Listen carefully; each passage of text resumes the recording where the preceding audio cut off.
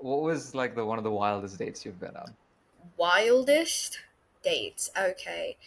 Um, so many. Um,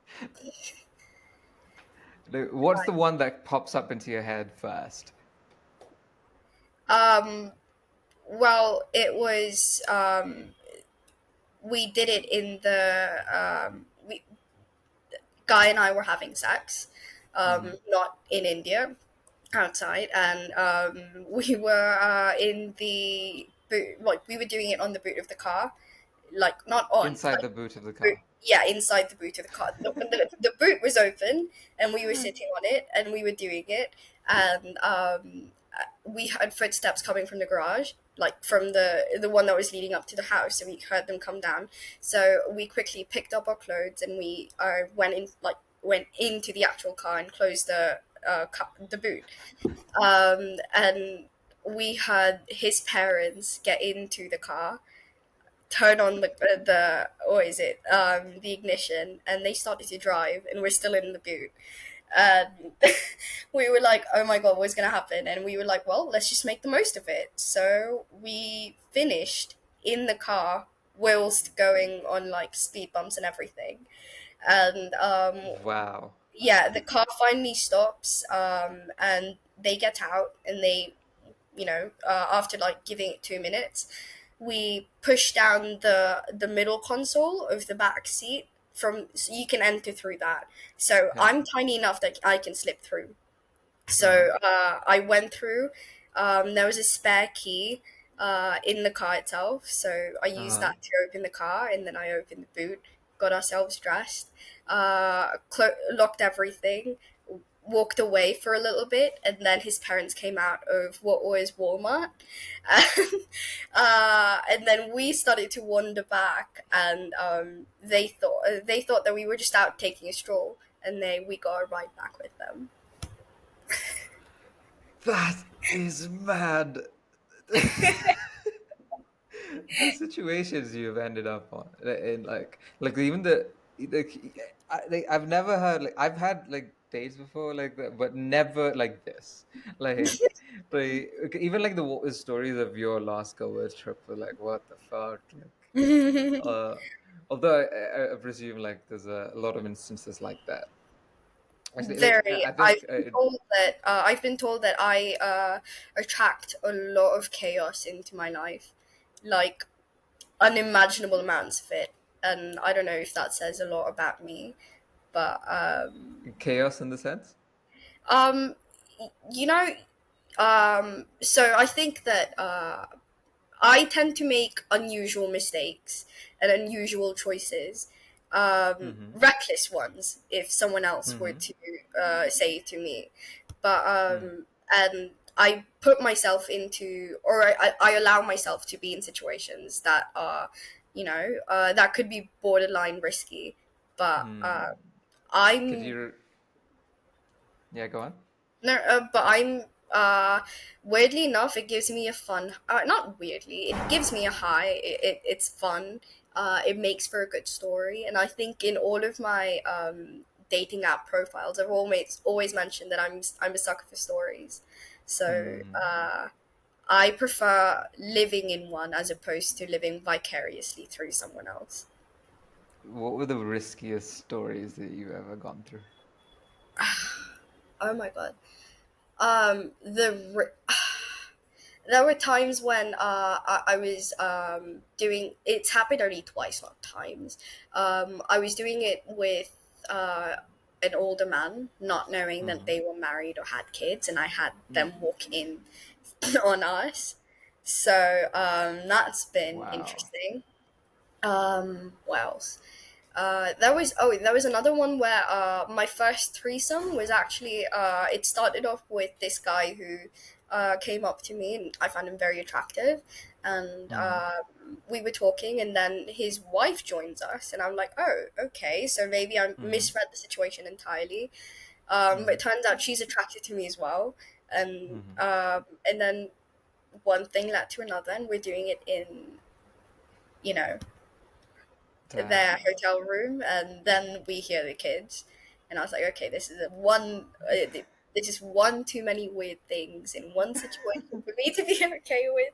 The kids always make it a little weird, but I, otherwise, I can imagine like hmm there's yeah, like toddlers in the background just like banging on the door. yeah, Uh, like Christ on wheels.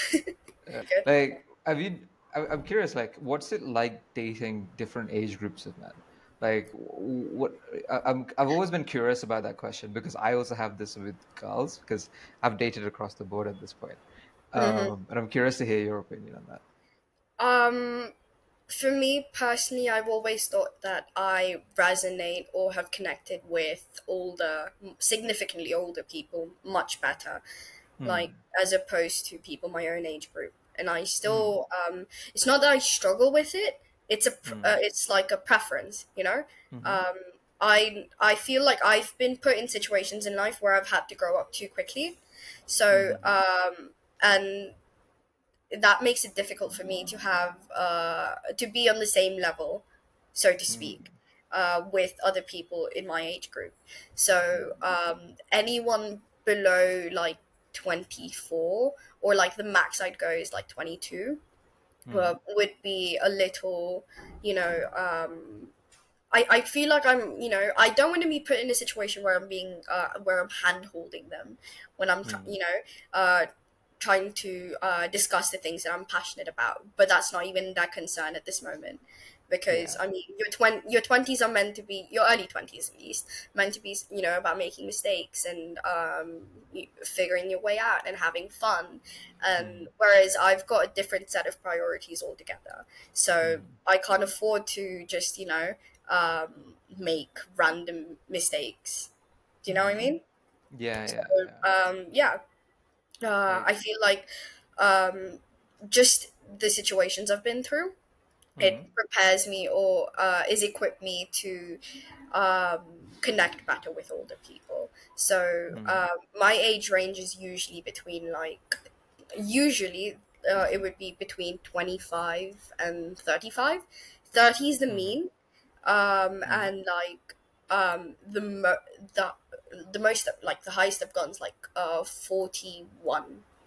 Hmm. So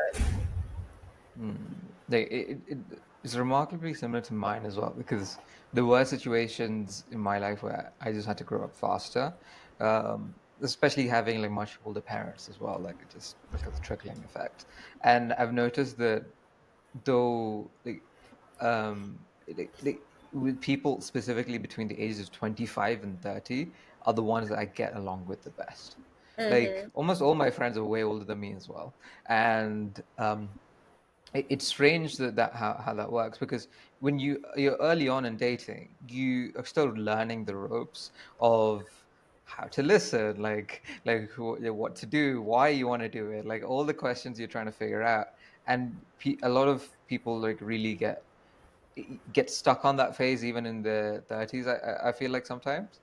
And but like I'm curious, like what does progression look like in dating? Like let's say from like you start of your dating like life to like say in your mid 30s, or like I wonder how like you mature as a person that's been in a lot of relationships or dating.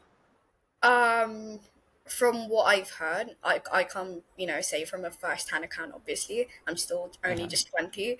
But from what I've heard from my partners who are at that point, um, they're either looking for, they're comfortable with the idea that they don't want to settle down and marry anytime soon, Mm-hmm. which is how, they're connecting with me, or they're looking for the one, or they've discovered things about themselves that make them understand that there will not be a one, but they would like many someones to spend the Hmm. rest of their lives with, polyamory. So Yeah. yeah, it's I think at that point when you've spent so many, almost a decade really, um, Mm-hmm. making these choices about love and what you understand from it and what you want from it, and Mm-hmm. how you see yourself spending the rest of your life. Um, I think they'd make peace with that around that Mm-hmm. time, which Mm-hmm. works for me because I know what I want. So Mm-hmm. as long as those things align, it it works. So Yeah. Like, it's, I've also realized something similar when in I think like the older you get in dating, the more like just honest you are with everything. Like, or you can be. There are manipulative folks, but um, it's how do I put this?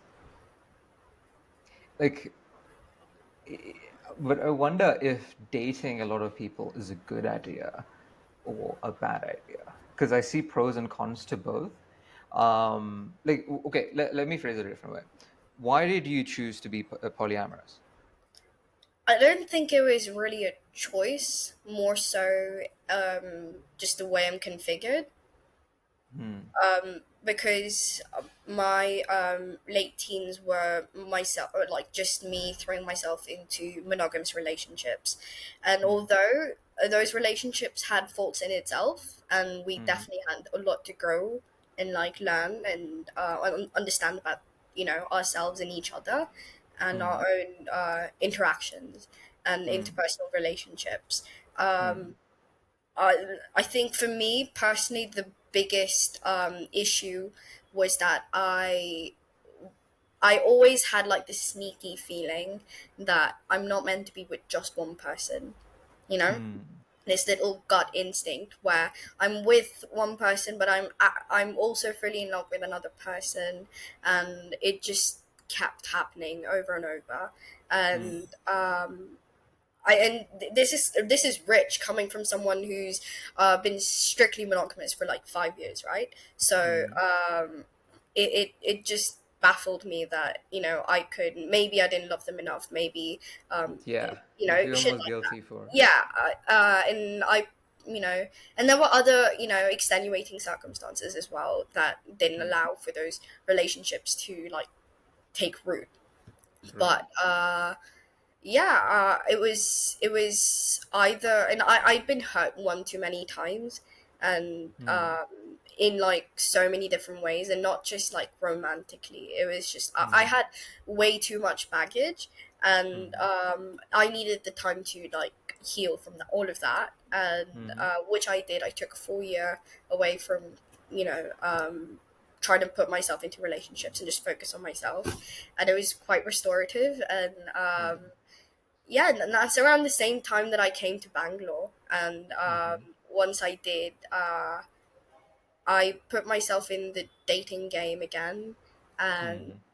at first, it was just to, connect with people because I didn't understand the culture. I didn't understand the people. And dating Hmm. is like easily an easy way to get people to show you around on dates. And like, so it was like a buy one, get three free kind of thing. So Yeah. I was very happy with what I was getting from that, and Uh-huh. eventually I found someone that I was falling in love with, but our schedules and our um, the whole like he traveled a lot. I was traveling back and forth from home, Hmm. um, and we had like very busy schedules, and it was just like very tough for us to have like a real um, like we were intense, but we were just not in the same place to be intense together. Do you know what I mean? Hmm. So Yeah. eventually, he suggested, "How about we keep our relationship open?" And then Hmm. yeah, and then I met someone else, and I fell in love with them, and I told him about it. He's like, "As long as you're happy," and I was like, "Okay, great." And then I had those two relationships together, and then a third one showed up, and then a fourth, and then I was like, okay, so clearly I'm onto something here. So, Uh-huh. yeah, and then I did my I mean, I already knew the word for a long time. I was just not sure if it was polygamy or polyamory that I was into. Hmm. But for me, emotional connections are just as important. So, Hmm. yeah, Yeah. I needed to feel something for them to be in a relationship with them. Yeah. There's a lot to be said about right person and wrong time versus as well as the wrong person at the right time. And Yeah, then and it really confuses you. Like, let's say if you're in the dating market for a while, and whether, like, let's say if you're a woman, you have so much choice to it can be quite daunting to even go through all of this because you're also fighting off creeps and you need almost like a filtration mechanism to get through like all these guys. And plus, like, in I'm still like fuzzy on what I think of dating, online dating. But like I'm very aligned with you when you say like when like when we talk about monogamy. Um, when like I have a friend, she recently got out of a divorce, right? And uh, uh sorry, recently got out of marriage, and she said something that really stuck out to me. When she was with that person, she was like, he was right for me in the beginning, but after a while it did not feel right anymore. And then when I got back into the market, the, the she realized that you need different people at different points in your life, and different people also fulfill different things in your life. And that really got to me because when you think about the one, right, and you think about like this almost esoteric fantasy that a lot of people do, it can feel unattainable, and it can be quite frustrating in the dating market, um, where anybody that's optimizing for this, like, should probably know that, like, it's going to be Yeah, really frustrating. I know. uh, I hear you. Recently, I actually it was this really long it's a really long story, but I got really mad about the situation I was in, and I sat and I wrote this piece. It's not really a piece; it was more so like a rant. That I was so ready, so prepared to post on my socials and like just get it out there because I was just so supremely pissed, and like but then I didn't, and but I'm so glad that I wrote those things down because if I did have to explain it to people, it would be like an easy reference thing to have. hmm, And the thing that struck me the most about that situation is that like in Disney movies, they always tell you about the one, and like all these Disney movies yeah, talk they really condition you for it. they really condition you. You're growing up absorbing like these impossible ideas of these impossible loves, where you find the perfect person and it just ends at happily ever after, but never about what's next after that, you know. Yeah, And there's no they give you these impossible ginormous mammoth ideas of love, yeah, that's only suited to like a specific type of person. So yeah, and yeah. you're supposed to fit the bill, you know? Hmm. So you end up growing up with so many ideas that just do not work for you, but you think Hmm. are right. And I feel like, you know, if I'd known what I know now a lot Hmm. earlier, I would have spared myself a world, like a world of hurt. So, Hmm. For sure, for sure. Like, it's funny, like how in your 20s, right? And I love saying this. It's You're expected to do so much. Like, you're actually expected to do so much. I don't think that the previous generations had. Like right now, it's like get a house, or like, let's set up your career, get a degree, like have a dating life, have a lot of fun, be in a relationship, and then make lots of money, get promoted at your job, and like give back to people, then look after your parents, and the list just goes on and on and on.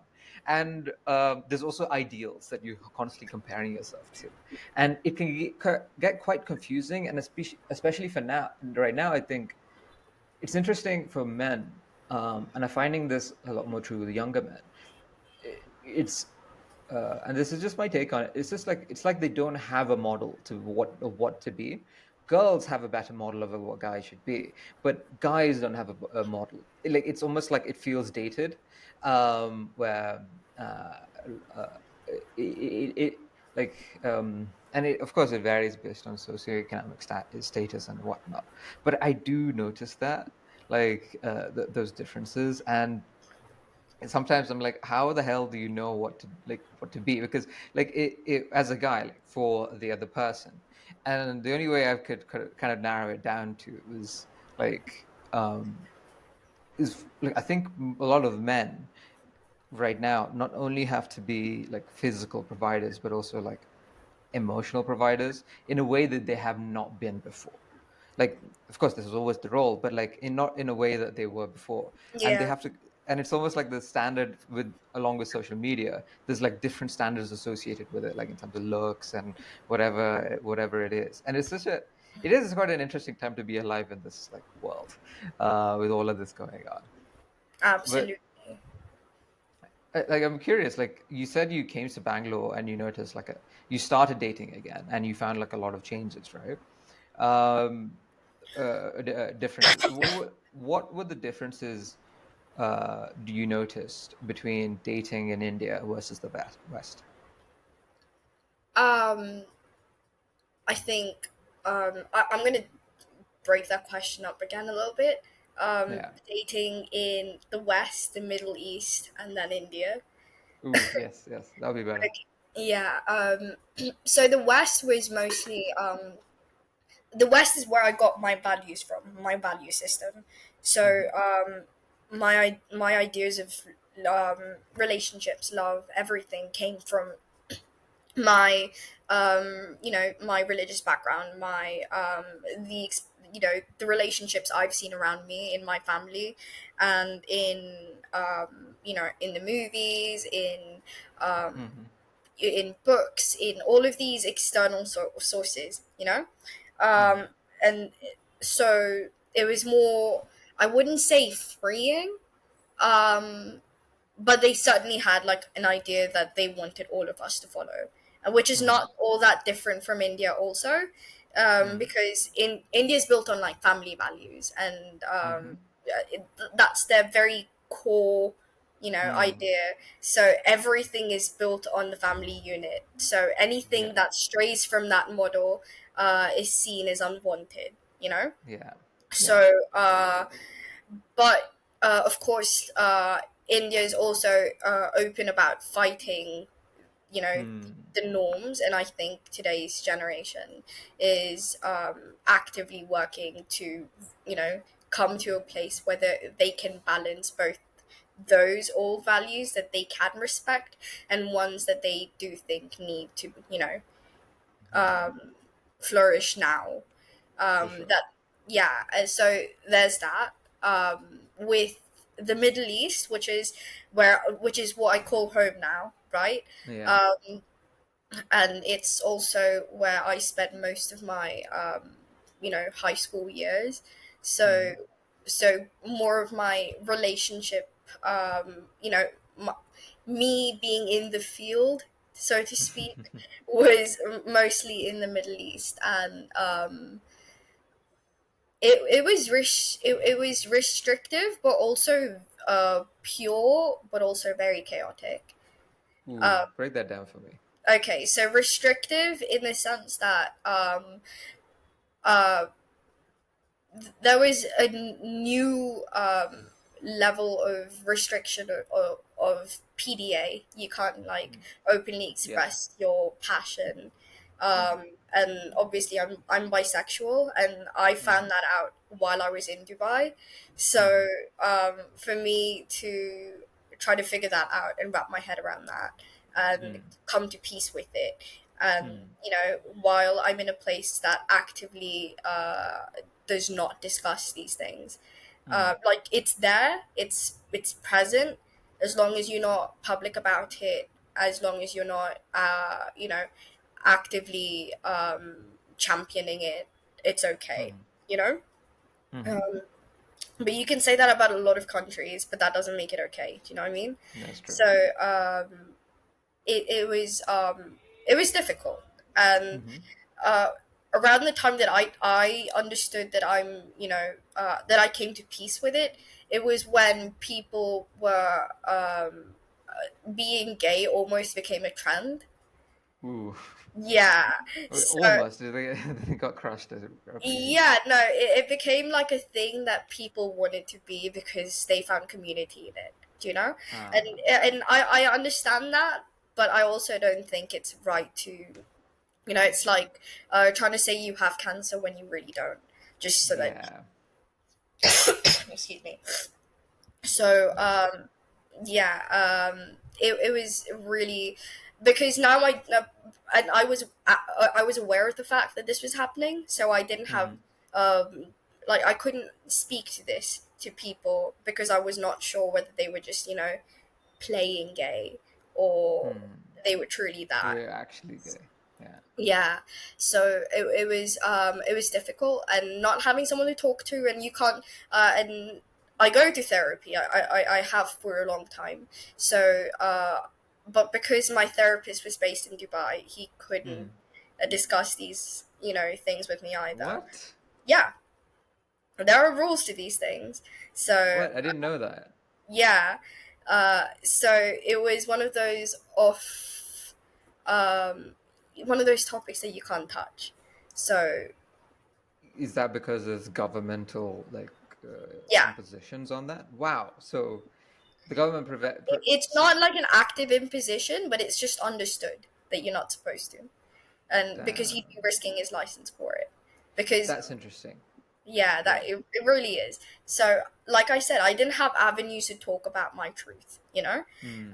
So so I was mostly sticking to the guys and but then even then there were, having a relationship in an environment that doesn't exactly, um, not allow. I definitely think that the UAE is a lot more lenient compared to rest of the Middle East. Absolutely. But that doesn't necessarily mean that when shit hits the fan, it won't rain hellfire on you. So Yeah. um, Like like if you're a yeah. drug trafficker in UAE, just don't. Like. Yeah, I mean, you could. There obviously are ways to get it Hmm. done, um, but yeah, you have to be incredibly careful. I'm curious why homosexuality or just generally the sexuality that's other than monogamous relationship or heterosexual relationships are so dangerous in the Middle East. Do you have an inkling as to why? I want to say it's religion. Hmm. Um, Middle East is primarily GCC, is Muslim states, Muslim Hmm. countries, Hmm. um, and I'm pretty sure there's something in I can't say that I'm well versed, but Hmm. from what I hear from my Muslim friends, it's against their religion. And Hmm. these people, they follow religion because like it's their moral compass, Hmm. you know. Right. So trying to redefine those. Uh, I'm not saying that it's the religion is not beautiful, because it Hmm. is. Hmm. It has more respect for other religions and other people, and no matter where you're from, what life you lead, they have this profound respect for people and Hmm. life and honor that Hmm. I dare I say most other countries don't. Hmm. um, and that's why I feel particularly safe there. Hmm. Hmm. Excuse me. Bless. But when it comes to sexuality, when it comes to relationships, Hmm. intimate ones, they do have ideas that I personally can't condone. Hmm. So yeah, The, do, as opposed to India, where you feel more free. definitely. Hmm. But relatively free, Hmm. not Yeah, like. that's true. Like India is in such a interesting moment in time. Like you hit the nail on the head when you said, um, it's like we're breaking the next generation is coming is really breaking away from a lot of the molds that were set before, and I'm really looking forward to where this or how this happens or how it manifests. Like, but I'm not sure if you've noticed this as well, but we've as India is sort of breaking free, as you will. Do you feel like it's kind of losing its own identity in favor of a Western one? um it's a funny thing, identity, because you assume that it's supposed to be this um unchangeable thing, when in Uh-huh. reality you're growing and adapting and evolving every day. Uh-huh. We, Uh-huh. I mean, I don't want to sound like pedantic, but like we came from one massive supercontinent, Pangaea, and Mm-hmm. then evolved into all of these separate continents, and then we Yeah. came up with the divides and we came up with boundaries. So Mm-hmm. our idea of identity is only associated to the changes that we, you know, Mm-hmm. we witness, we go through. So to Mm-hmm. say that we are losing the Indian identity, the question itself Mm-hmm. is, I wouldn't say problematic. It just does not have base because you have to adapt, you have to evolve, you need to keep up with, you know, Mm-hmm. the changes and the discoveries that you make and what you think are valuable. Like Mm-hmm. up until what like the value of gold was nothing like gold wasn't discovered until, you know, much later. Up until then it was just bronze and people used to trade Mm-hmm. in bronze, and now bronze means nothing. So Mm-hmm. do you see where I'm going with this? That uh Yeah, it's like we are adopting these values, but they also kind of can work in our favor. And it seems to be so when we've like certain aspects of our cultures have been quite restrictive. And of course we see it in like an entire generation. And I'm curious like how that will evolve. I'm curious. Like it's like initially you adopt these norms, and I think they kind of will just be they'll evolve the more we actually adopt them in our own ways because we kind of see, yeah, well, this is not working, like, and this is. I was actually curious, like how like I didn't think about it like that because in my head it was just like because I've lived in these two countries. I can always in my head there's a very clear divide because they're mhm. two separate countries. I've never thought about it in from a like an evolutionary perspective. Um, it's fascinating. I Like, mean, yeah. no, finish what you were saying. No, no. Like, I was gonna go to another question, but you finish. No, I mean, most people they feel that their identities are rooted in. I think I personally have a different perspective because I've been to so many countries, because I've lived Hmm. around so often. So I've never Yeah. associated myself with like one particular thing. I've always thought of myself a global citizen, and Yeah. so, you know, places don't matter as much to me as lived experiences. So Hmm. I can acknowledge that being from one country and being from another country could be like they could be leading two different lives, but Hmm. I wouldn't necessarily put it down to just living in a different country. Do you know what I mean? Yeah. Yeah. Yeah. And uh, you've actually, how many countries have you lived again? How many have I lived in? 15. 15. But you've been to 102. 102 countries. Like I was so like this is always something that's been baffled me about like you. It's like you've been to so many freaking countries and you're so young. And how how has that shaped you differently from most people, would you say? Like I think what perspective has that given you? um a the confidence to confidence period. Like Hmm. have I don't have qualms talking to strangers. I'm very open to new experiences. I trust the intentions as opposed to the people. So Hmm.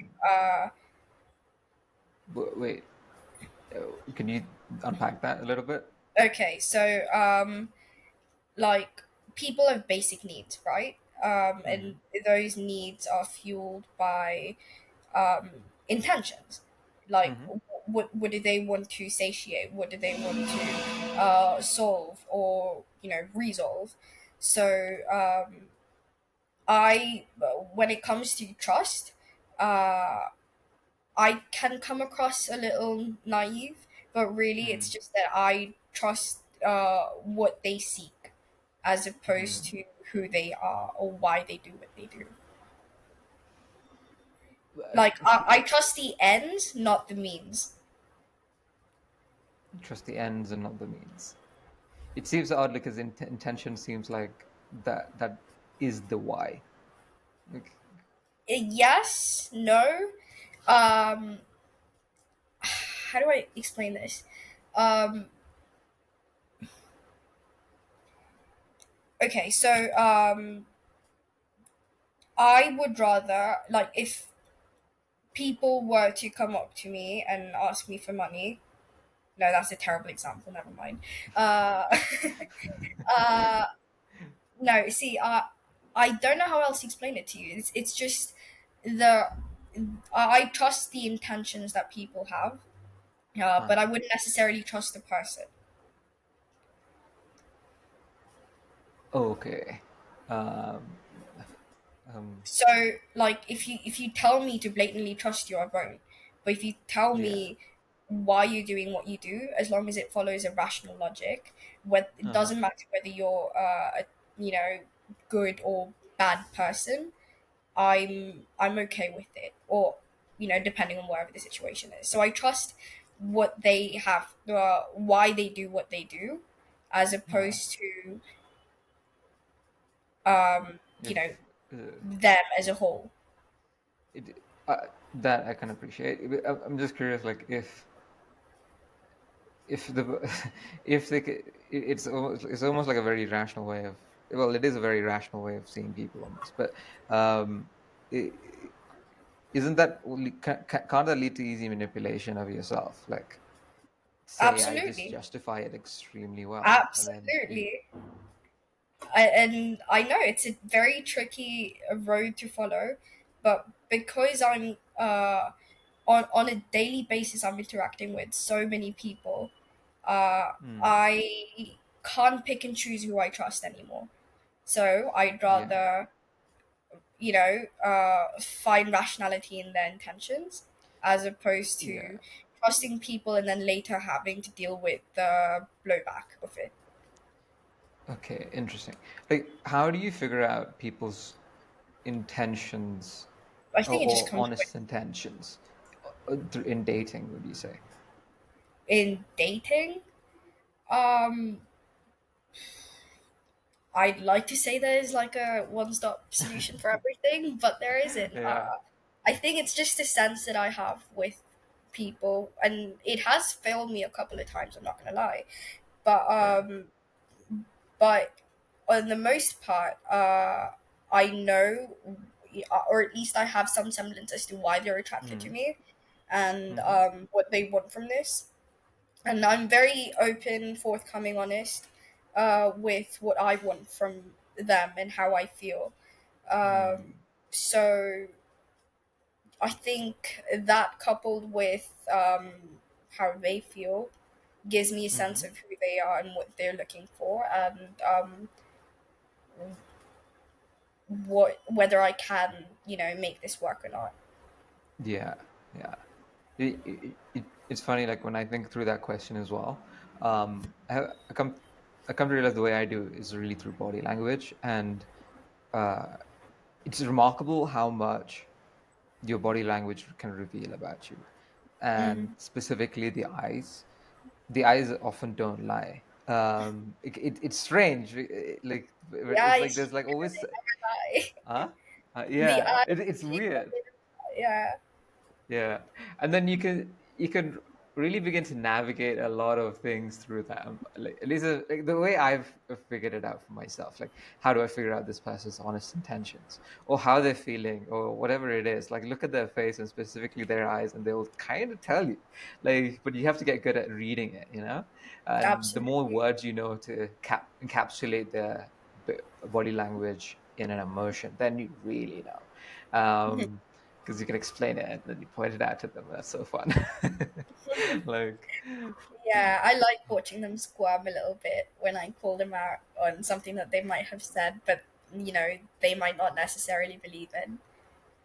um, like, like, I'm just trying to think of like scenarios where I've done this to people, and I have, but I can't recall any. Like, do you recall your situations where you've called somebody out and it's just gone south from their end?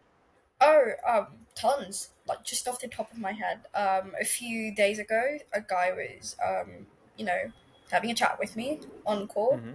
and video calls where I can see, physically see him. And I've mentioned some of the things that I like, right? And one of them was martial arts, and Mm-hmm. on my profile, I mean. And he started to tell me that he was into martial arts as well. He'd done the same style as I have, but there was some things that just did not make any sense Sense. in what he Yeah. said. So I drilled him a little bit, and he kept coming up with non answers and vague replies. And I don't know, I just, tested it out just a little bit. Yeah, Yeah. told him It to. doesn't take a lot, to be honest. It takes like No, but one question for it yeah. all to break. And then he was so embarrassed by it, and I was like, "It's okay if if Don't you just know. wanted to impress me, or like say whatever you need Mm-hmm. to say to get in bed with me. I just want to see how you can come back from that, because there are going to be Mm-hmm. times when you say things that you don't mean, uh, but it shows your level of maturity, and just how big your ego is to deal with that situation and come back and still own it and move on from Mm-hmm. that. For but sure. but if you can't deal with it, if you can't process that, and if you can't appreciate that you are wrong, and it's Yeah. okay, and you can move Yeah. on, Yeah. there are what is your first instinct is really what I was looking for. And Right. his instincts were to flee. So Okay, so like let's say you like how do you filter through guys on dating apps? Oh, I Like have like this well, process actually. go on. Okay, so I've always made sure, like, so now I'm mostly using Hinge. Not mostly, I just use Hinge. The other apps are not as great for me. With Hinge, Mm-hmm. they send you likes and roses or whatever, and you can Mm-hmm. just filter through that, as opposed to, Mm-hmm. you know, sorry, excuse me, really sick today. So That's you. Do you want some water or something? yeah, just give me a second. I've been Uh, chugging medicines all day, and I have a date later. I think I might have to cancel. oh no. I know. Um, right. So, where was I? Right. Bumble So, versus sorry, Hinge yeah. So versus the other app. Hinge is nice. It's got a great user interface. Um, I mean, when it comes to matching, once you get to the texting bit, it's very primitive. They Yeah. don't allow you to send stuff.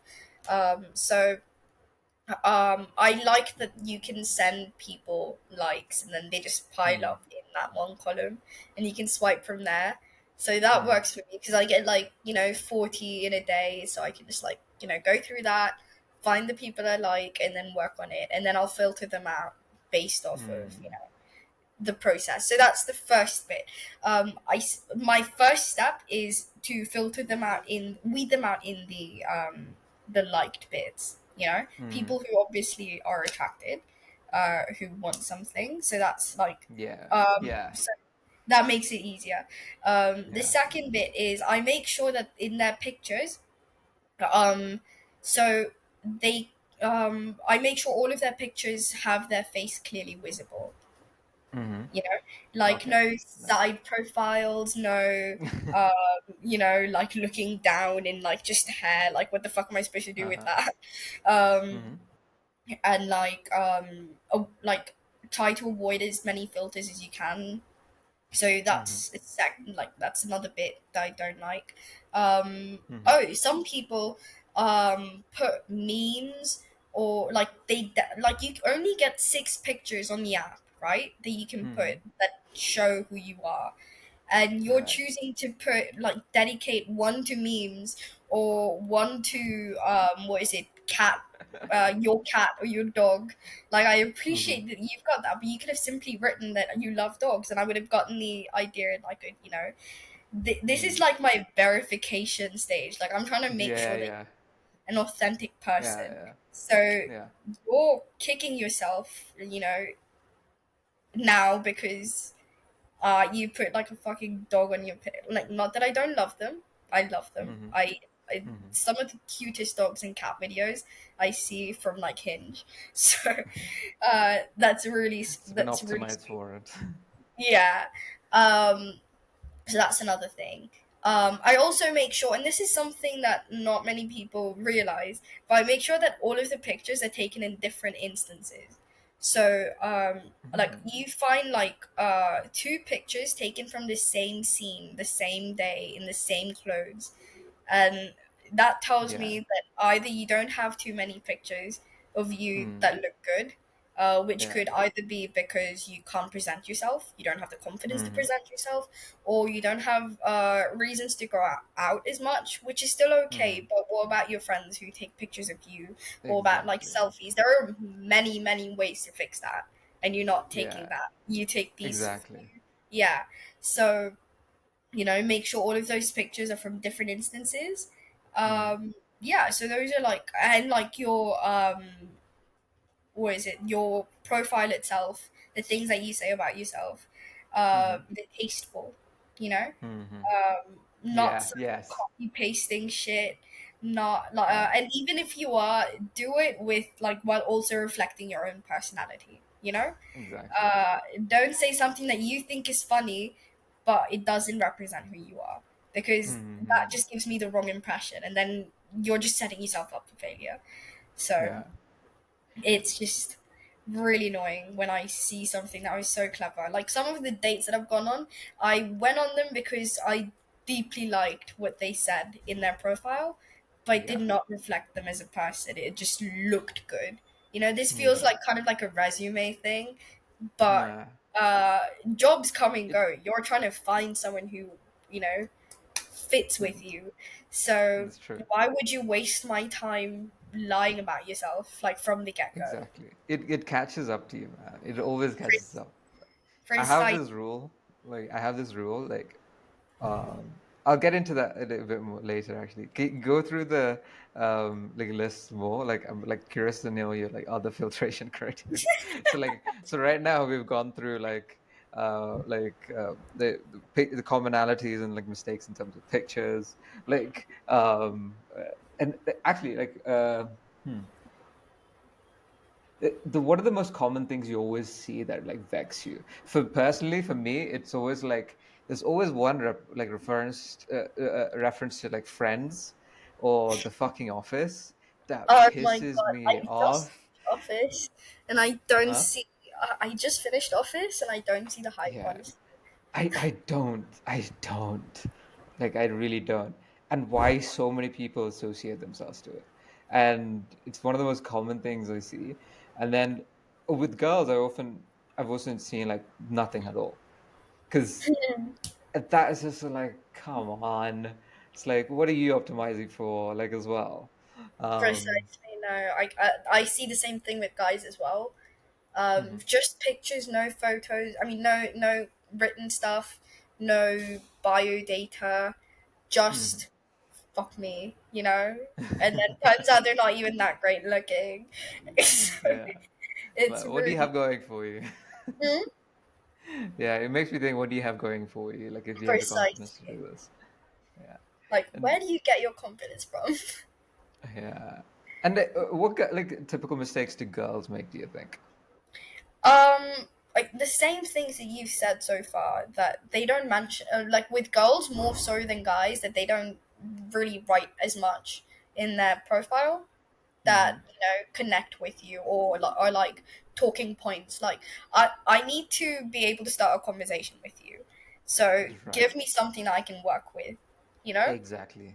So Exactly. if you're just, rambling about, not even rambling, you don't mention anything. What am I supposed Yeah. to do? How was your day? Like I hate that so much. Like to start a conversation with someone with "How was your day?"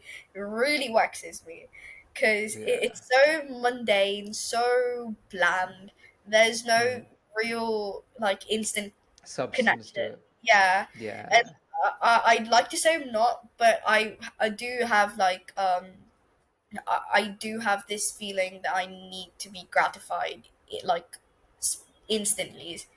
or like Yeah, immediately. yeah, yeah. So That's especially so with, interesting. Yeah, yeah, yeah. especially with like connections. So go Hmm. big or go home, you know? Hmm. Yeah, and it kind of also sucks when, as a guy, when you try so hard for that first like first message, you put a lot of effort into it, and because you've filtered through so many profiles and you're like one person, and what's incredibly annoying is like they match with you, but then they have like a shit personality or cannot keep up with you or something on those lines. That gets me. So it just feels like you know, like we're on a game and then you won, but then you don't really feel like any high. You just feel terrible. It feels like Yeah. all the joy is just taken out of your life. It's like often like there'll be a big messages like and there's a high. Yeah, no, Ah, that it. that really gets me because I'm one of those paragraph texters. Like even when you Mhm. ask me how are you or how Yeah, is your yeah, day, most people go like, "Oh, it was good. What about you?" And I'm like, yeah. "No, give me the deets. Give me Give me the something I can, details. yeah, give me something I can work with." And maybe Yeah. you have a different idea of what boundaries look like. But how is your Mhm. day is not supposed to be so bland. Yeah, like consider the question, like genuinely consider the question. Oh, because for every little thing, right? Whatever the other person has texted you, there's so many jump off points, and honestly, the best conversations I've had with women have all been where they just talk more as well. Like they also try to lead, and they have opinions and they have perspectives, and it's not just you leading, and because otherwise it just feels like, yeah, come, like I'll Yeah, like. like it's like you're dancing with two left feet. Like, what the fuck is going on? Exactly. And and then but it's also like you guys get inundated with matches, whereas men don't. Like it's the complete opposite with men. Like well, like I was reading a statistic, it's like 15 or 20% of a top percentile of men get like more than 50% of the matches. And it's also true because women are more selective than men, whereas it's like in with women it's just like completely opposite. Like Yeah, you can have a shit profile and get a lot of matches. that's true. That's true. Like In fact, show a little bit of skin and then you're golden. Like. in fact, like I think so I knew this guy, know this guy. He's a comedian, Mhm, and he did this little experiment, you know, just mhm. for his comedy purposes, like to get a good story out of it, you Skit. know. Yeah. Mhm, mhm, So he he got himself on Bumble and mhm. created a profile. And he did the math and everything, how many matches he was getting in a day, you know, what the quality of matches, whether he would really connect with them or not, etc., etc., etc. He had like a whole, like, this was an actual, almost like a case study kind of Yeah, intensity yeah. that he was approaching this thing with. And then he goes to, you know, the settings and like Mhm. his own settings of his own profile, and he changes himself from man to woman. Yeah, Okay, goes back to like, and then he goes and like starts swiping again, and he yeah, got like an 85% increase in yeah, matches as yeah. opposed to his previous one. And then he was definitely getting so many matches, and then he like I think after a week of doing that again, he Mhm, switched he switched back to man again. mhm. And but because he kind of tricked the system into thinking that he was this attractive individual that people were swiping right on, he was getting a lot more matches now, like that, Wow. opposed to like his first time when he was a man, if you know what I mean. So Yeah. yeah, so that really says a lot about, you know, the way people approach dating, and the Mm, way the software has been designed, the algorithm, what right. they assume, and you know how they just hop on a trend and like push it further. That's true. There's so many limitations within these apps that, from a designer's perspective, I really see like a lot of issues with it. It's because, like, even in the advent of Hinge, even though it says designed to be deleted, I honestly don't feel it's designed well, because it has so many of the problems that social media has. So many. Like I really do feel like the, online dating will eventually be perceived very in a similar way to how social media is perceived, in terms of privacy, in terms of like bullying, or like lack of self-esteem or more self-esteem. It's like the mechanics are very similar of the two, like, and I can see that really affecting a lot of people, and But doesn't not that make to. sense? Hmm? Because social media is just networking, and this is just a more intimate level of networking. You're, yeah, like, it's more like to do you think it improves the game for everybody though? No, Because I yeah, think it alienates a lot more people because, exactly. uh, you know, a lot your connections are supposed to be, um, how do I explain this? Um, like for me, I would rather have these intense quality conversations as opposed to quantity. Hmm. And at this point, it's get coming down to quantity and number of Hmm. matches, and you're doing this trial and error thing, and Hmm. Hmm. um, it is also counterintuitive because it also, the less number of matches you get, and someone who's getting more matches than you are, Uh-huh. it demotivates you. Uh-huh. Making you a less viable person. It alienates people. Hmm. Quantity, quality. Hmm. Um, yeah, like I think that Hmm. one person might. You can't quantify your traits the way that uh, dating apps hope to do. You know, Hmm. it's Yeah. supposed to be a personal experience. It's supposed to, you're supposed to find out if you're attracted to this person for who they are and not Hmm. what they, you know, ideally represent. Right, right, for sure. So, And my kind of, like, for example, the simplest way to say that would be like my kind of funny and your kind of funny could be entirely different, but we put that down as funny. mm, I didn't get that. Um, so try like if I mention in my profile that I'm a funny Hmm. person, you know, Uh-huh. that doesn't necessarily mean that you will find me funny. Okay, But that's what you mean. because Got you've put it out there that you're a it. funny Hmm. person, people Hmm. will just they will go into this thinking that, you're a funny Yeah. person. I'm looking for a funny person, and then you waste your Yeah. time figure out that you're not the kind of funny that I'm looking for. And then, Exactly. the more this happens, the more demotivated you are into looking for more Yeah. matches. You send yourself into a downward spiral. Well, hopefully, Yeah. hopefully not, but the Hmm. odds of that are, unlikely. Um, Yeah.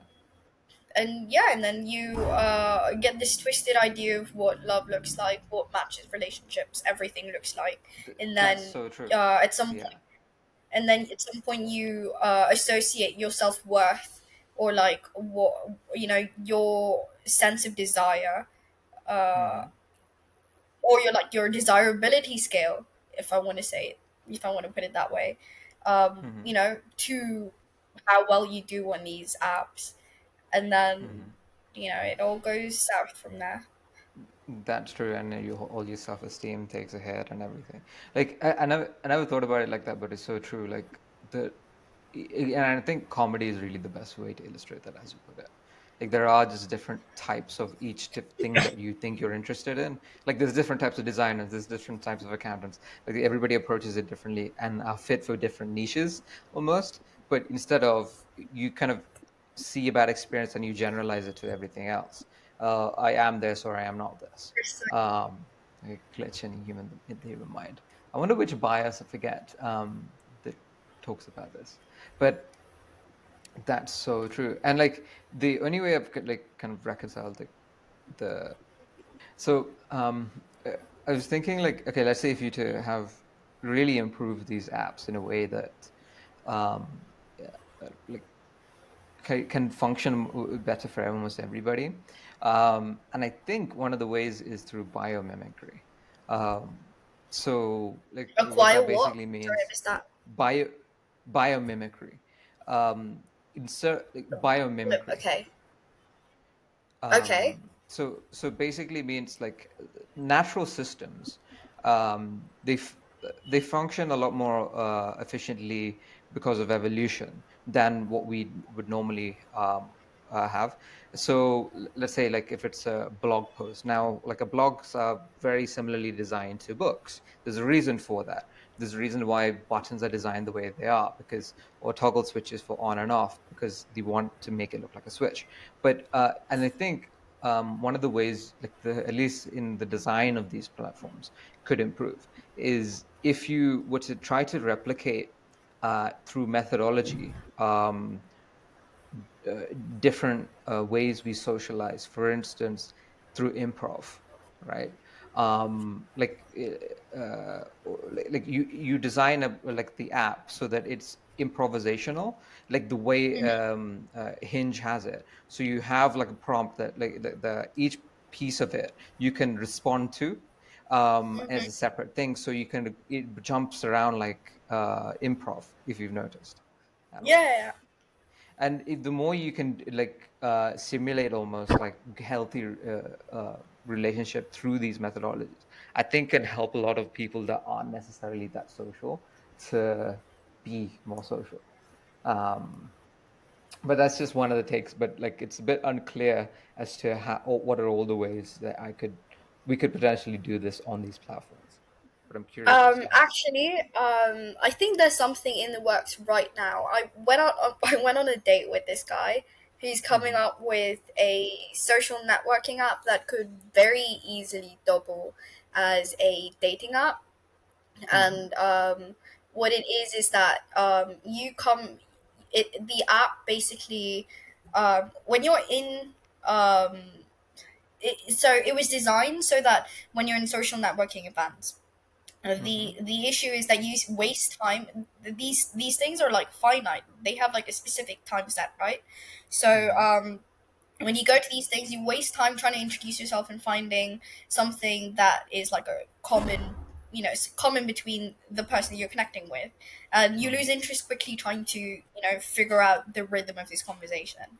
So Hmm. what the app does is it solves that by already having all the things that you need to know about this person filled onto Hmm. the app with a conversation starter, something that you're interested in that you'd like to discuss. Hmm. That could be beneficial to the work that you're doing, or something that you're interested in that you want to hire people for, or in Hmm. the case of relationship, something that you're really looking for in a person, right? Hmm. So Yeah. when you come into close proximity with another person who's also using the app, their Yeah. profile shows up, and you see everything that you need to know about them, and Yeah. and then you figure out where to take the conversation from there. Interesting. Okay, I kind of want to try that out. Yeah, I'm also yeah. curious about The app is hmm, called Aspas. ask what? What? Aspas, as in like close by, nearby, or something of that sort. Okay. It's a Hindi word. Ask. Okay, okay. That's Yeah, interesting. I'm also curious at this the yeah. platform called AirChat by Naval. Have you heard of it? Mm-hmm. It's like No, I've not. it's all kind of underground right now. He's not really revealing much details about it, but I'm really curious how this social Mm-hmm. media platform will come up. But we'll know that in another time. But let's like I'm also curious, like where do guys typically fuck up? Do you think when it comes to online dating? Um. Hmm. Well, for starters, their profile and the approach that they take when Yeah, they, you know, send you that first little comment to your picture or to yeah. your like something that you've written. Some of them go really hard on the pickup lines, and I Hmm. find them incredibly funny. In Hmm. fact, I have like a highlight on my Instagrams, dedicated to the funny responses that I've gotten. from Mm. people on these Yeah. things. It was ridiculous. So yeah, some people try a little too hard, and Mm. in the sense that I don't know, from that thing alone, I can't tell what kind of person you are. So Mm. um, yeah, there's the responses that they give, and then there's the whole and they like to settle into tropes, you know, Mm. um, like instead of being their genuine authentic self, which is a blend of all things, they'd Mm. rather play one specific thing, Yeah. you know, And like yeah. crushed by um, an old love maybe, and they bring up their exes a lot sometimes, Mm. or they are, which I mean, if the conversation warranted for it, I wouldn't mind, but Mm. like within the first 5 minutes, that's a little like red flags, you know. Yeah. So yeah, there's that, there's cocky, which I like, and then Mm. there's too cocky, uh, Mm. like I'm bound to fall in love with you because you have all these desirable traits that you Yeah. think assume that I'm Yeah. into, When it's you know, just from the way very too beginning. narcissistic. Yeah, yeah, and I'm like, okay, but like stay in your lane, you know? So Mm. there's that. Then there are those who they fuck the ones that I really really hate though is they're like one way on Mm. online, and then when I meet them Mm. in person, they're a totally different Completely person. different. Yeah. Yeah, like it baffles me. Like Yeah. in fact, one of my first dates in not one of my first, the first date in Bangalore, and this was shit. This was like terrible. Um, Uh-huh. a guy had flaked on me, and Mm. like he didn't show up, like he canceled last minute, and it was a Sunday, and I dressed up, and I was about to leave my room, you know, about to leave, Mm. and my ride was here already, so I was just Mm. about to leave, and then I get the text saying that he can't make it. I was like, oh shit, and I was really looking forward to going on a date with this guy. We've been talking for almost weeks, so Mm. it was like just disappointing. And I was like, well, Mm. I'm dressed up. I don't want to crawl back into bed in my PJs. I want to make this, you know, a night of fun. So let's do Mm. it. Let's go. So I looked through my chats to see if there was anyone else who would ask me out for today. And there Uh-huh. was. But we hadn't spoken as much. But he seemed like a fun guy online, and we Mm. were cracking jokes, and we had a nice Yeah. rhythm, a good like back and forth. So I was like, okay, this shouldn't be too bad. So I said, I was like, if you want to go out today, that's perfectly fine by me. He's like, great, brilliant, let's do it. And I show up, and the second he sees me, he bursts into tears. And I was like, whoa, What? okay, why are you Okay. crying? What did I do? You know, like, am Mm. I not what you wanted? Like, these are the thoughts that were going through my brain. Like, I was just Aw. like, shit, did I fuck up? And then and mind you, this is like the first time since like I told you I took a year off from like dating, so this is my Mm. first time dipping my toe back into the pool. So Mm. I Oh wasn't sure no. what to expect, like whether I like, you know, changed a lot, because I wasn't so sure about who I was now in terms Uh-huh. of like desirability and shit like that. So Uh-huh. I was going through those same things, and he shows up and he's crying, and I'm like, what happened? And he's like, no, I thought you were like way out of my league, and I never thought you'd show up and shit like that. And I was like, Christ. Oh. um and now what am I supposed to do, you know? Like, am I Yeah. supposed to say there, you know? Mm. Do you know that meme where have you watched the movie, the show, the Bridgerton spin-off? um have you seen the show? Do you know No. do you know the one that I'm talking about? No. Okay, No. so there's this Bridgerton spin-off about, I can't remember the name, but it'll come to me in a bit.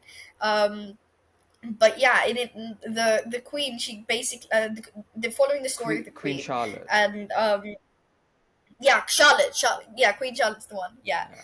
So there's this one particular thing where they deal where she's found, where you can see her dealing with debts and things like that, like other people's Mm. pain or other people's, whatever. So she just goes like, she taps them on the head, very awkward, but matronly, and she goes like, prayers, sorrows, prayers, and that's what I felt like I should be doing that to him.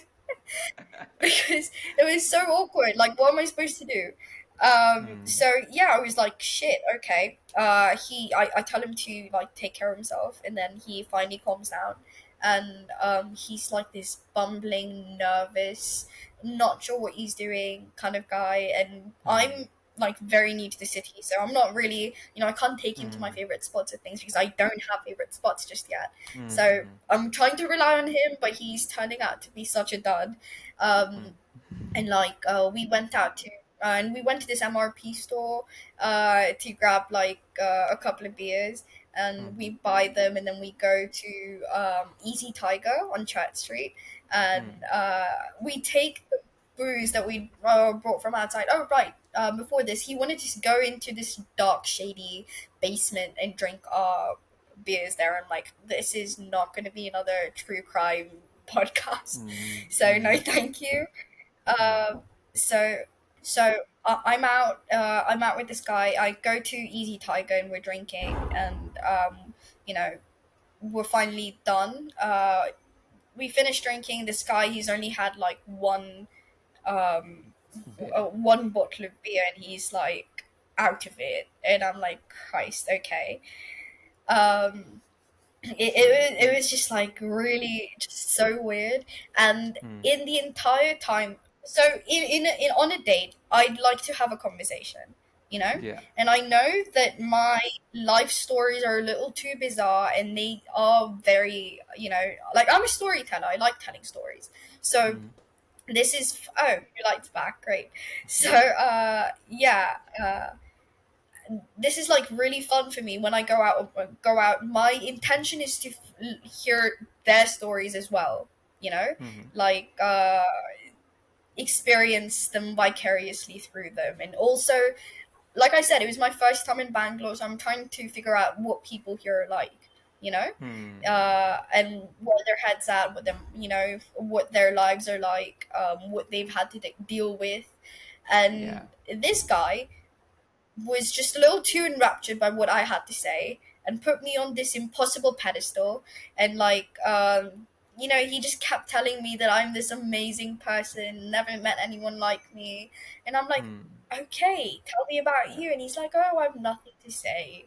And he said these words, I have nothing to say. Like, there is nothing about me that's Mm. interesting. I'm like, His huh. self-esteem must be so Like, damn how low. did I not? And yeah, and like, I did not come out to have, you know, and to have fun, only to be stuck with a guy who is so different from his profile, and Yeah. so teary eyed, and, blabbering, and just, drunk, like from one beer. And it was just like, what is going on? I was so Mm. annoyed by at this point. And Mm. I was like, okay, cool. And I settled the bill. And again, we had issues with the bill too. And because we brought the beers from outside, right? We didn't order it from Mm. there. But I played the dumb tourist card, and they let me go get off with it. And then, I Mm. leave, and he taken my stuff, like picked my stuff up. Like, I took my purse. I had AirPods as well. He grabbed my things from like from the Yeah. table, and we start to walk out. And like about like, you know we've we've crossed a few buildings, and that's when I realized that I hadn't gotten my AirPod back. And I was like, "Where's my AirPod?" And he's like, "Oh, I thought you took it." And I go back because I clearly didn't have it. I go back to the restaurant, and I was like, "Okay, have you seen this?" And they search the entire place. They can't find it. And I go back, and we can't find it in the restaurant. And oh my god, your view is so much better now. Yeah. Yeah. So we go back. We can't find it. They were like, they'll look at the security tapes, and they took down my number, and I left. A little pissed because this was a little, the airport was a little special to me. It was one of the Mm. only things that it besides the point. Anyway, so we leave, and this guy is just like very weird, and I'm tired of him, not tired, Mm-hmm. just tired of him. And I was like, okay, we're gonna call it a night, and I head home. Mm-hmm. And the next day, the restaurant owner, he calls me and he goes like, I've got the tapes, I think you should come in and see it. So I go back there and I see the tapes, and you can clearly see that this guy's pocketing my AirPods into his pocket. And I'm like, oh my god, maybe he did it like without knowing, without thinking, you know. Mm-hmm. uh, um and but like, I did ask him to check his pockets in front of me, and he, clearly, maybe he did it intentionally. At least I thought at the time. Sounds Uh, like it. yeah, and then I tried to reach out to him on, because I didn't have his number. I just had his Instagram and his what is it, Bumble, and both of them, he's blocked me, and like, I was like, oh my god, I was just so stunned because, again, first date in Bangalore. Wow. I'm like, okay, this was absolute shite. Yeah. I don't know what. On behalf of all Bangalore men, I have to apologize. Like what? Oh, I was like, Jesus, what am I supposed to do now? Like, this was such a weird thing to, yeah. go through. Like, I'm dealing Yeah. with this drunk, crying, uh, clearly insecure thief. Like, how do you, I felt like I'd been conned, like, Yeah. it felt so surreal. And yeah, I was just baffled by it. But that just goes to say that, you should really, really put in a more honest effort into your profiles. Yeah. That's almost like fucking worrying, dude. Mhm. Like it does get me. Like I forget that these types of people exist in the world because I'm lucky to be around good people. Um, like okay, what's something like a guy did that set the bar super high? Oh, okay. I don't. It wasn't necessarily what the guy did, more so who he is. Um, Mm. he's the most perfect man I've ever come across. Do you describe him? Could I describe him how? Like, Just like what was so perfect? so, he is um, incredibly smart. Mm. He is passionate, ambitious. Mm. Um, Someone who's very down for social change, who's ready to Mm. get his hands dirty for social Mm. change and Mm. actively works for it. Mm. He is athletic. He is, you know, he's 30, so he's seen quite a few things, and Mm. he's in where I find is the sweet spot for men for me. Mm. So Mm. there's that. And like, I clearly remember this on our first date. We were sitting there, and like, just the way we connected, because I did the most unusual thing. I thought that he was out of my league. I genuinely Mm. didn't think that, you know he'd go for someone like me, because he was just too good, too Mm. perfect, that I genuinely was just like, okay, this is not going to work out. Like, look at me, I still have things I need to achieve. So Mm. I was like, Christ, okay. And with that in mind, when we started talking, within the first 5 minutes of the chat, he's like, "What's your story?" And I just gave him the whole, rundown Mhm. of everything. I didn't hold back, and you've heard my story. It's very, Mhm. like, That's trauma wild. centric. Yeah, That's it's wild. yeah, it is so wild. So you know, trauma dumped on him almost, Uh-huh. and he's like, and I genuinely thought that would just scare him away or something, and I was prepared Mm. for it, because I genuinely just, I was doing it for fun. It was a funny thing. I genuinely did not think it would work out. And then he's like, "Do you mind if I call you? Because I have, follow up questions to this." And then we Oh, got on that call and we talked, and it was like an instant connection. Like we yeah. were feeding off of each other's energy and feeding Uh-huh. off of each other's ideas. And again, like I felt like he matched me in a very. I'm also sapiosexual. Like Mm-hmm. intelligence attracts Yeah. me. So Mm-hmm. this was someone who, like, just from the way he spoke, uh, I wanted to rip his pants off. Do you know? So Mm, it was just so exciting, and he clearly felt the same way about me, and mm, we were just going back and forth, and 2 hours later, he's mm, like still on the court, right?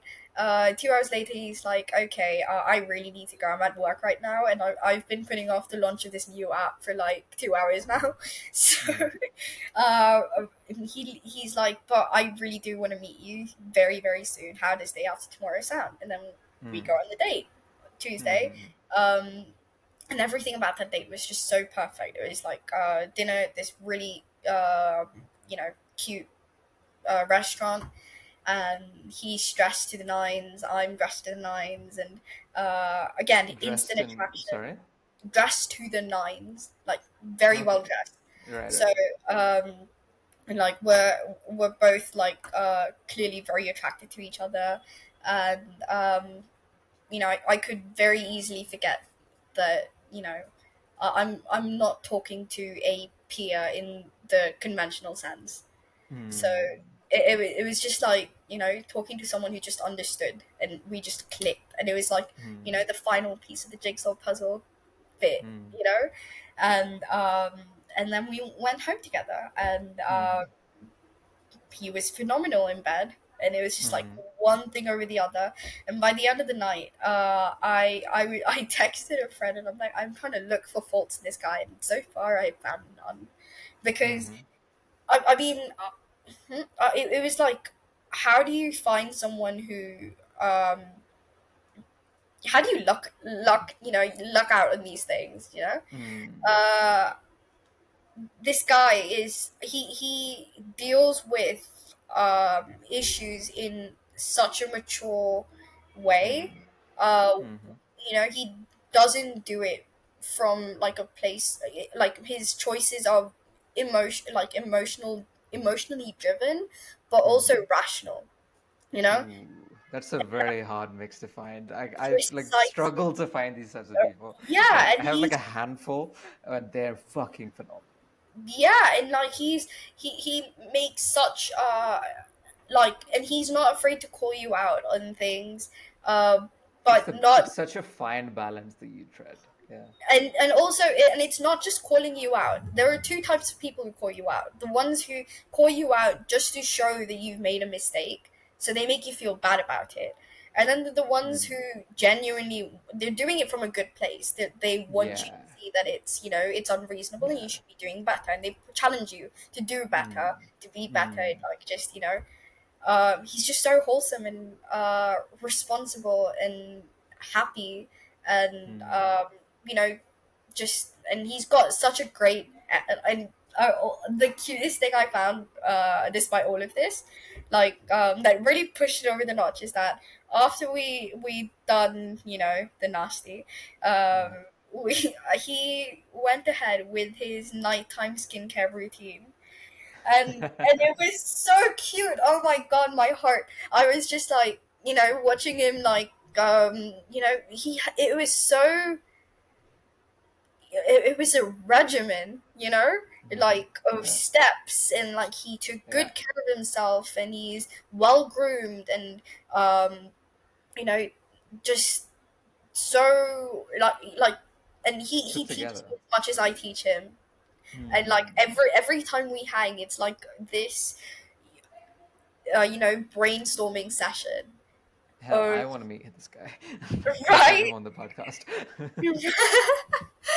He's just so interesting, and every time it's a new thing, and he's the one I go I we go on rock climbing dates and like swimming Mm. dates and things like that. It's always so engaging, and we Mm. have the best of times. um And like, and for someone of that age, like 30, to introduce introduce someone that you are interested in who is like 10 years younger to you to your Mm. friends, that's like a big deal, That's a massive deal. right? But he was down for it. Not that I've met them Uh-huh. yet because of extenuating circumstances, but Mm. he was we had the date set and everything. I was supposed to show up, but I was in the wrong country, so it Oh. was really annoying. Yeah, so that also, told me that there was a trust, Mm. there was faith, and there was a real attraction that went beyond the physical. And Mm. yeah, he if we make this joke, me and all the people that I go out with, that all these people are on my roster. Mm. So, and this guy's like my number one on the roster. All the time. So yeah, and he's Mm. had a I want to say a similar upbringing, but he Mm. has the upbringing that I wish I had. You know what I mean? Mm. Like, we're two incredibly different people. I come from a very dysfunctional background, Mm. and he's had the most you know and this is what takes me back sometimes, that um he's been given everything, in the sense that he's had to work for it, of course, but in a reasonable way, not like out of his way to make things work, kind of thing. That his parents Mm. provided for him. He came from a stable background. Mm. He had all the support that he needed, all the love, and despite all of that, he didn't choose to become this problematic person. He turned out to be the finest man I've ever met. You know, Yeah. so that takes me aback, because I know people who've had those opportunities, the same opportunities, but they Mm. turn out to be such royal dicks. Mm. They Yeah. end up being these wayward people with no drive, no ambition. Like, imagine you're given everything in the world. It takes courage to make more of yourself. That's true.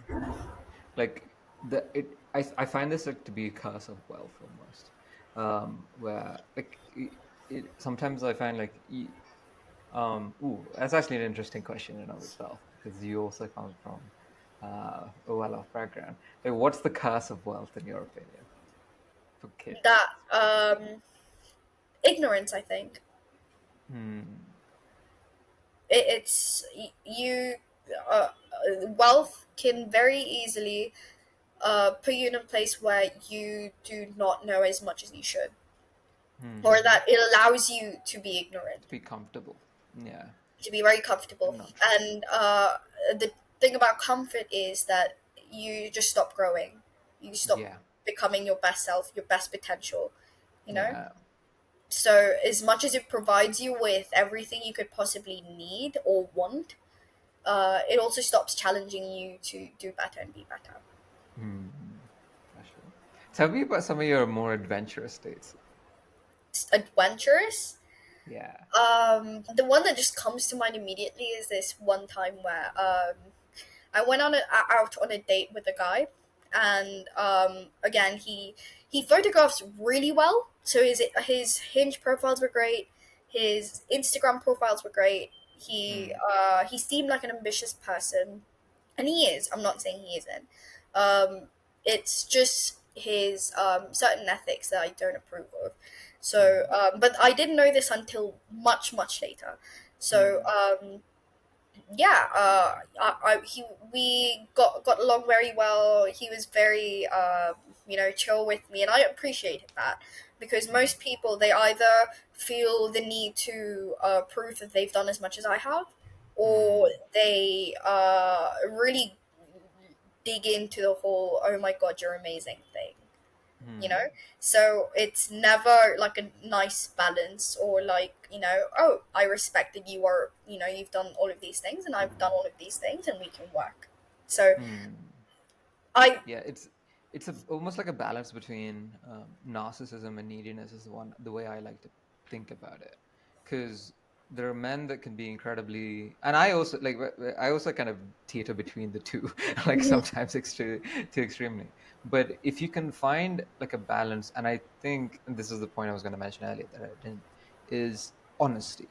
And let's say your value is honesty, and you extrapolate that to every aspect of your life, and you the way living honestly, doing things that you honestly want to do, and then that you're good at, and that contributing to the world to the way you think that you want to contribute to, like honest living with, and as well as like the way you dress, like that's so important. Looks, no matter what anybody tells you, looks do matter, especially in the fucking dating game. Absolutely. And it's Absolutely. like the and the personality, of course it matters as well, like, but it's honestly being yourself. And there is that it's almost like corny to say, like, you know, when your parents say just be yourself, and they never really unpack that for you. But like I think that what that means is like you pursuing yourself to like where talk about the things you're interested in, or like what, and genuinely listening, and like having both interests in mind. And I think that's like a good measure as well, like where the person you're dating is honestly themselves, but they're not like a dickhead. They're not on the narcissistic scale, but they're not overly needy, and then they're not on the opposite scale. But that is an in between there, and it's what, and you have to figure that out for yourself. That's like a big question mark that you have to figure out for yourself. But when you do that, it's also the journey of your life. Like at least in the way I approach things, it's like if you can pursue that on almost every single thing, then you would gain a certain level of self-respect that is what you really want to be. And that's also what other people want you to be. And whoever will come into your life as a result of you being your own self is also the people that you want in your life, and you can give to them and take from them. And so it's like a perfect like synchronous thing. Yeah. Whereas, and but we get way too caught up in the details, like oh, like what should I say and this and that. But and so of course, like it's natural to be caught up in these things. But I think that like that's the best way I've like unpacked dating for myself, at least, like honestly being yourself, like in every aspect of the Absolutely. world. It's like the first principle I live by. Yeah. For Go. sure. Like, I like to say this very often. Like, my name means honest in Greek. So, No yeah, way. yeah, it does. So, and I learned this very early on. I was named for it actually. Like, Mm. it's honest, light, noble, kind, and those are some of the Mm. most important things to me. So I'm always trying Mm. to live up to my name, so to speak. Mm. So Yeah. yeah, if you can't be honest to yourself, and I understand that you're changing all the time, you're absorbing, you're trying to adjust into these new skins that you're developing every day. Yeah. Yeah. Um, but if you can't be honest with yourself, then you can't be honest with the people that you're with. And if you can't Yeah. do that, how can you possibly like have the kind of friendships and relationships with other people and yourself Yeah. that you want for yourself, you know? Exactly. And So you can't just act these things out. Like you like this the whole thing like where you fake it and whatever. It'll catch up to you. Like it'll always catch up to you. absolutely. And once and the girls are so good at seeing through this shit, like don't even fucking try. It's like that's something I always find is like I'm gonna send her flowers, this, like don't do that. Like just be yourself. Like do whatever you want to do. Like ask if she's right for you instead of you asking like if you're right for that person, and vice versa, of course. Like because girls do this all the time, and your self-esteem is naturally way higher as one of the results. And it's almost like, but man, is it also difficult for men? I always find it like because the scales where because you guys are extremely picky, number one. Like so, and like I wouldn't necessarily say that that's always true.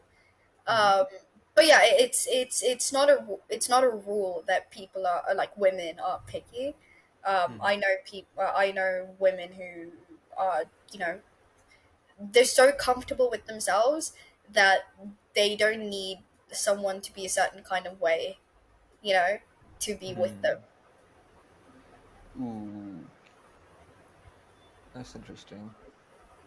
because they know themselves so well that and Mhm, they know how to take care of themselves so well. They're so well adjusted that it doesn't matter whether you come with baggage or you don't as a man, whether you Ah.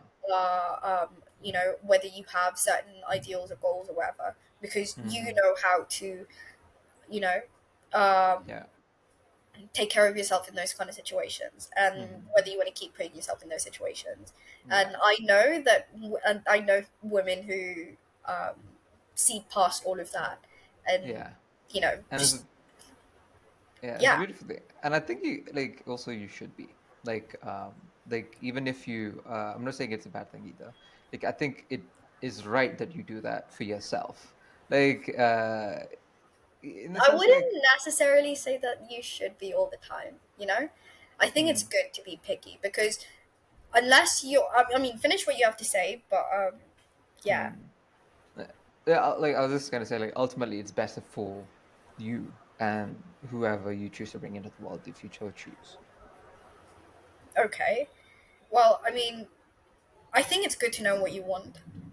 I think that Mm, knowing yourself is one thing, but mm, you should have a fine balance of both of those things. You can't necessarily just put it to, I know what I'm like, so I can deal with anyone and I'll just, work my way through it. Because mm, you're allowing yourself to, go through that much more, you're really, truly being vulnerable and, to a degree that you don't need to be. mm, mm, Do you know what I mean? Like, mm, you're allowing yourself to get hurt because they are not um, they're not suited to you. mm, mm. Do you know? Like, you Yeah, can be good with them, but they can't necessarily be good with you. be good with you. Mm, And yeah. you need to have like a certain amount of self-respect as well to, Hmm. see what works and what doesn't. Yeah. So just being not picky at all and Hmm. just like taking everything as it comes, that Yeah. you should Yeah. set There's a some certain balance. boundaries. Yeah. Yeah. And hmm, like, and I think that's also really useful. Like just having like asking yourself that question, at least as a man, like and as a woman, to be honest, like if this person is really right for you and knowing what that is, and just like seeing and adjusting that criteria accordingly to who you meet. Um, but maybe that's almost too robotic. And I come to think of it, Yeah. it's like the techie in me is coming out. But it's also like to get to that sort of level of honesty where you can emotionally connect. I always find it's like it's kind of like a plunge, like, and it doesn't work all the time. But have you noticed like any like icebreakers or something like that to make that process easier? Or Um, yeah. I think, my icebreaker is, what is your passion? Mm-hmm. Because and also actually, you remember the perfect guy I told you about? Mm-hmm. His response, I mean, not his response, actually, his profile itself said that I need you to be passionate so I can be, you know, uh, I can be your cheerleader or something along those lines. Like, I want Ooh. to, you know, be passionate for you, for your passions. Mm-hmm. And Mm-hmm. I love that because I'm the same way too. Like, I cannot be with someone who's just lackadaisical and just, going with.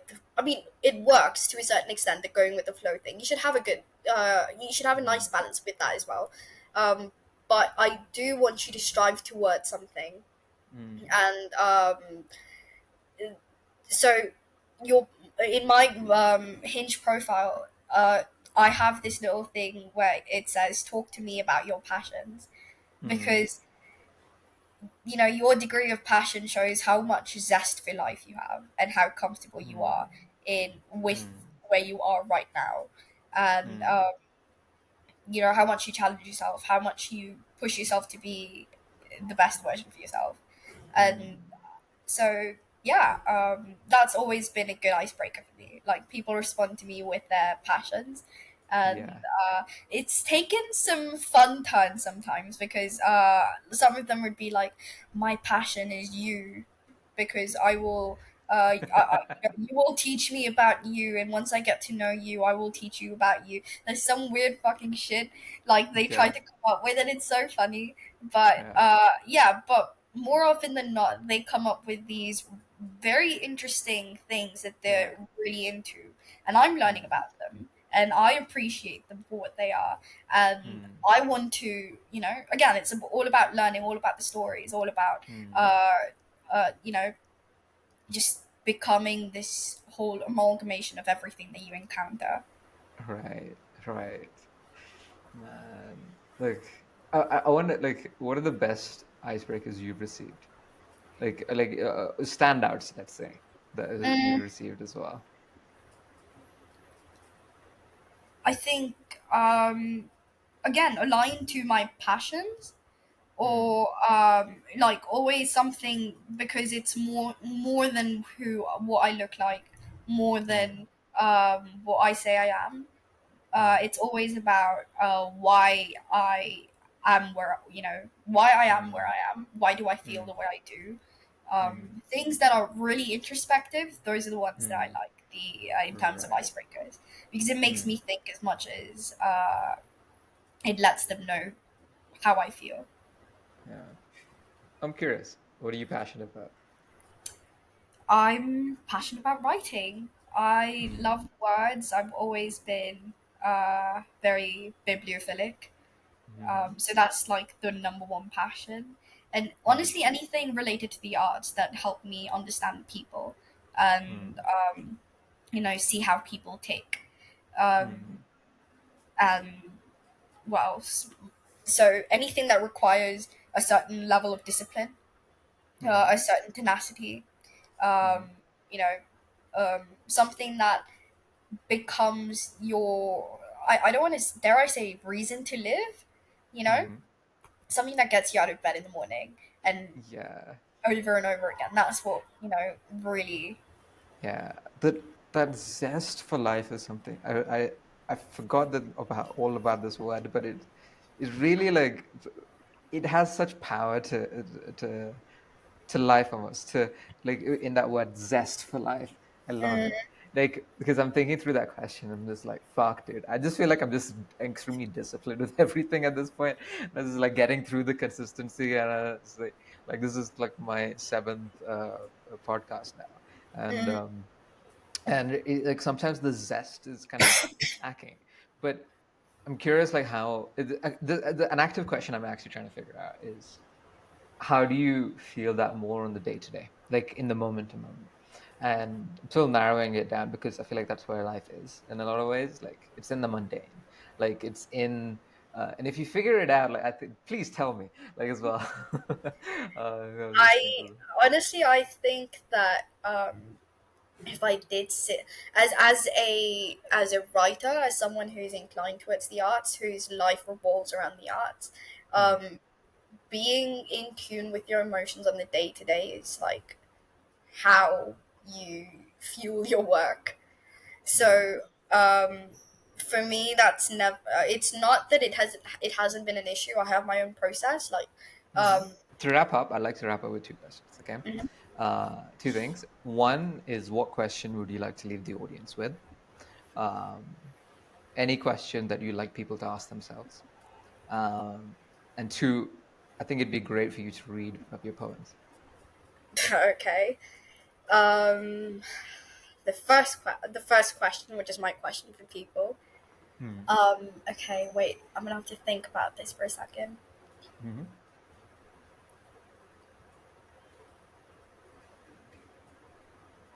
Huh. Okay. I think it's like it's such a simple question. It's very simple, but I think it comes up with its own follow-up questions. So I think it Mm-hmm. kind of fits the bill also. Mm-hmm. It's, are you happy? Hmm. You know, because Yeah. if you are, why are you Mm-hmm. continuing to do that? If you Mm-hmm. aren't, you know, what can you do to fix it? Mm-hmm.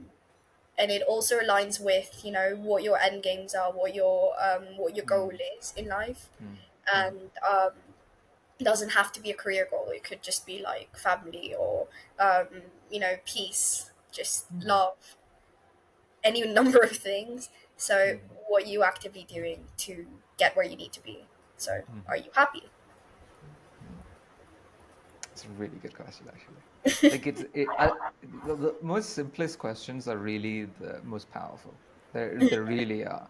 But we kind of we don't really see them as that. Like why is probably one of the most powerful questions I know. Like, Precisely, yeah.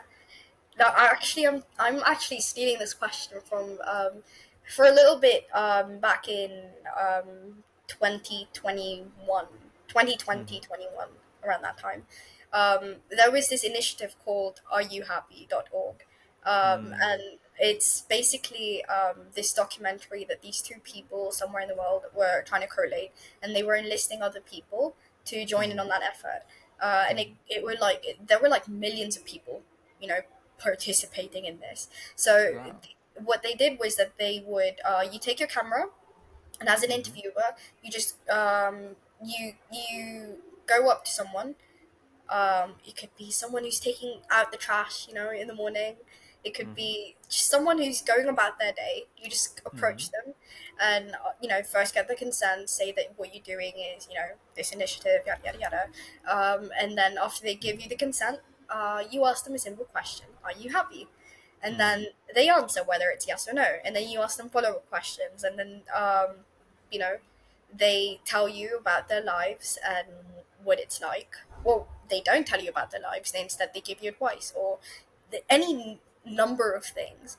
And mhm, every single time, with every single one of those videos, it's always a mhm, different answer that leaves you just shocked, profound. Just mhm, like it's so, it's our idea of happy always changes from person to person, and their values mhm, are different, and their where they're coming from is different from so many walks of life, and their bare minimum looks very different for so many people. So mhm, it's very important to respect that, to know that, and to try to help other people find their happy as well. So mhm. yeah, I love that. right. Yeah, Yeah, so I blending used to that. I Yeah. used to go up to people back in Dubai and ask them those questions. They'd be workers in the construction sites. They'd Oh. be people who the bag boys in the supermarket. Mm. Someone who's just finished shopping after like a midnight sale in Dubai Mall. So like Mm. it could be like there were so many different Anybody. people, and you don't take their names or anything. Just get their story. Are your questions still live? Like, so those Hmm? videos are they still live? Are they? Still live online? Yes, but like again, it's like so many, so I can't like find them now. So you So can't find your own? no. Okay. I mean, I did at one point, but I made the mistake of not saving it on my. Uh, Yeah. okay. So and That's now there are like about like 20,000 videos.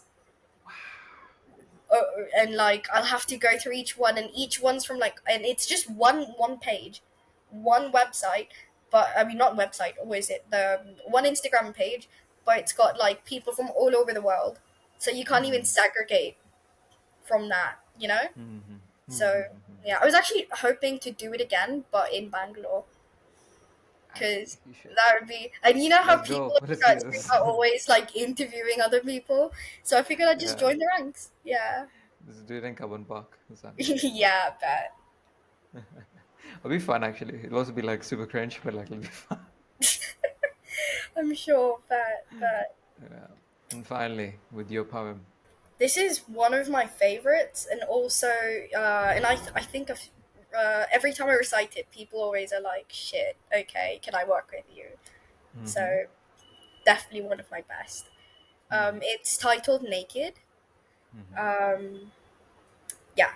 So I see you, unraveling my clothes until you see my breasts, the curves, the dip in my lower back, with an ass meant for you to grab. I see you, staring at my tits to prove a point that I'm a piece of meat meant for you to enjoy, so why fucking bother covering up? Because even if I dress like you, I'm still asking to be fucked. You think you've seen me naked because I took my clothes off. That you get to have me, even if it's for one night only. You get to have that. The least you could do is to keep me out of your fucking group chat because, baby, we had an amazing night.